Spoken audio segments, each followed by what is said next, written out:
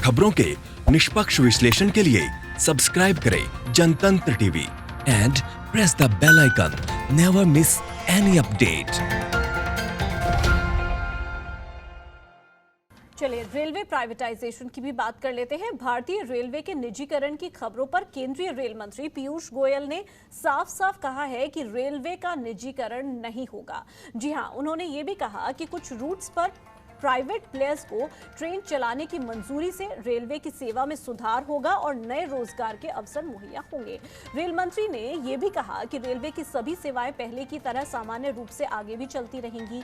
बता दें कि हाल ही में रेलवे की तरफ से कुछ क्षेत्रों में निजी ट्रेन चलाने की योजना का जिक्र होने के बाद से ही सोशल मीडिया पर निजीकरण की बातें उठने लगी थी।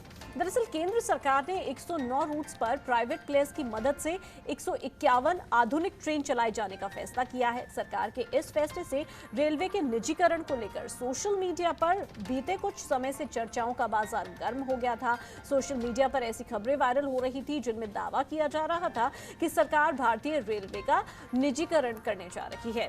रेलवे के निजीकरण की अफवाहों पर रेल मंत्री पीयूष गोयल ने आज विराम लगा दिया है। पीयूष गोयल ने एक ट्वीट भी किया जिसमें लिखा कि रेलवे की वर्तमान में चल रही सेवाओं में बिना कोई परिवर्तन किए निजी भागीदारी द्वारा आधुनिक सुविधाओं से युक्त 151 नई ट्रेनें चलेंगी। इन ट्रेनों से रेलवे का निजीकरण नहीं होगा, बल्कि इस भागीदारी से आधुनिक सुविधा, सुरक्षा समेत सीटों की उपलब्धता बढ़ाई जाएगी, जिसका फायदा यात्रियों को मिलेगा।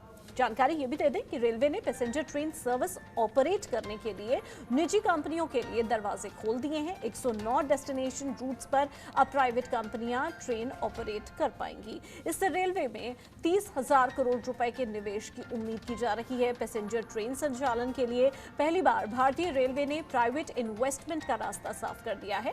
रेलवे नेटवर्क पर यात्री ट्रेनों को चलाने के लिए प्राइवेट निवेश के लिए ये पहला कदम है। और क्या कुछ कहा है पीयूष गोयल ने, आइए आपको सुनवा देते हैं। निजी क्षेत्र भी, प्राइवेट सेक्टर भी देश की विकास यात्रा में अपना योगदान दे सके और एक प्रकार से ये लगातार हर सरकार ने इस पे काम किया, चाहे वो ममता बनर्जी जी का 2011 का रेल बजट हो, जो कांग्रेस की सरकार के समय हुआ, जिसमें उन्होंने कहा कि railways have developed several business oriented policy. अगर विस्तार की थी तो वो निजी क्षेत्र के साथ ही। दुर्भाग्य ये कि वो पूरी तरीके से विफल हुए, फेल हुए। हम सफल हो रहे।